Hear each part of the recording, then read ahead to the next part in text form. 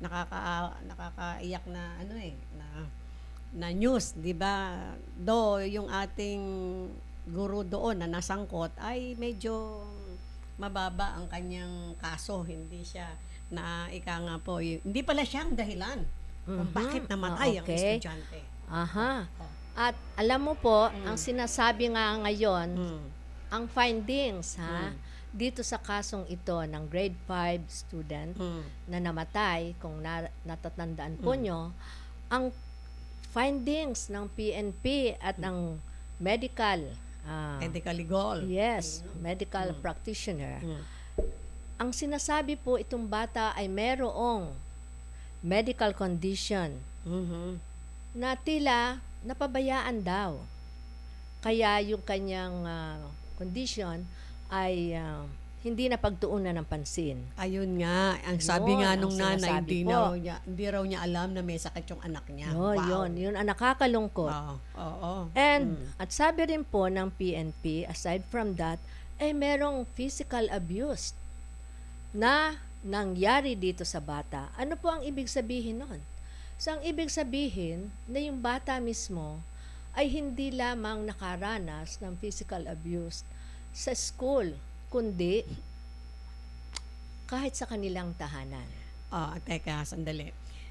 Siguro hindi naman siya nakaranas ng physical abuse sa school, hindi naman, 'di ba? Ganun po ba? Oo, kasi may I correct you, Teacher Eunice, no? Aha.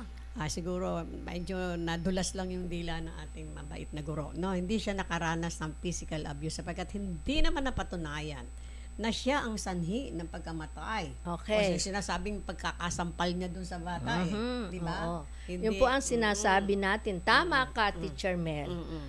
Hindi po ang dahilan ng pagkamatay ng bata ay dahil siya ay sinampal Mm. ng kanyang guro. Mabigat pong aligasyon yon. Mm-mm. So, sa ngayon, dahil may mga findings na ganito, nagpapasalamat po kami sa mga kinaukulan na nagkaroon ng objective na pagsusuri Mhm, at tama kanilang sinabi na ang pananampal ay hindi Naging pwedeng sanhi. sabihin na yun ang naging dahilan upang yung bata ay mamatay. Yes. Sa ganito pong findings na sinasabi, ay pwede na po tayong sabihin natin sa ating mga kaguruan, bagamat kami nalulungkot sa nangyari, ay maibsan ang kanyang nararamdamang sakit sa kanyang dibdib. Okay. Pero, Dahil sa hindi pa lang siya ay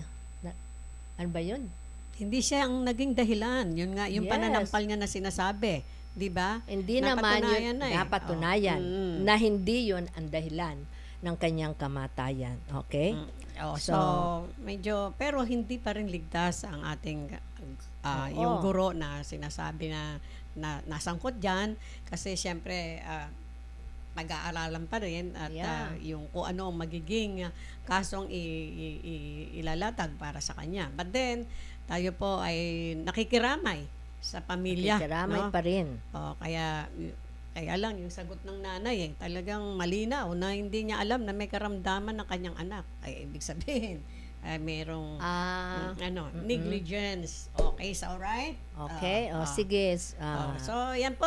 Pero bago tayo maghiwa-hiwalay, Teacher Eunice, pahingi tayo ng paumanhin sa ating mga taga-subaybay kasi na-late tayo. Late na, very late ang ating Yan po, ngayon, ang okay. ating teacher talk. Dahil nga po, may mga pagbabago tayong gagawin. At yung mga pagbabago natin gagawin, Teacher Eunice? Sa mga susunod po na Programa natin. ng Teacher Talk, magkakaroon po tayo ng mga ibang episodes na una tungkol sa mga estudyante, ang ating mga estudyante, kung paano sila naging matagumpay ang kanilang mga buhay nang dahil sa kanilang guro, at estudyante kung paano na-challenge sila ng kanilang mga guro na maging magagaling na estudyante. Kasi Yeah. po, alam nyo naman, may mga traumatic experience ang mga estudyante natin. But then, yun ang naging dahilan kung bakit sila naging napakagaling na mga guro. At yung isa po, yung mga estudyante na ginawa nilang model ang kanilang teacher na napakagaling at gusto nilang maging guro.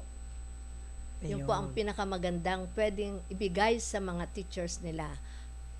Kung itong mga estudyante nila ay sinasabi na kaya kami naging teacher ay dahil sa iyo, ma'am. At yung pinakahuli po, ito yung mga guro natin.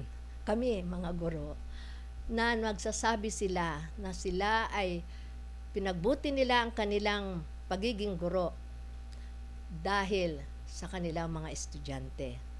So yun po yung pwede nating sabihin sa atin, mga estudyante, because of you, we really made good for doing our job. Yan po ang mga inaasahan natin sa mga susunod nating episodes na makikita nyo.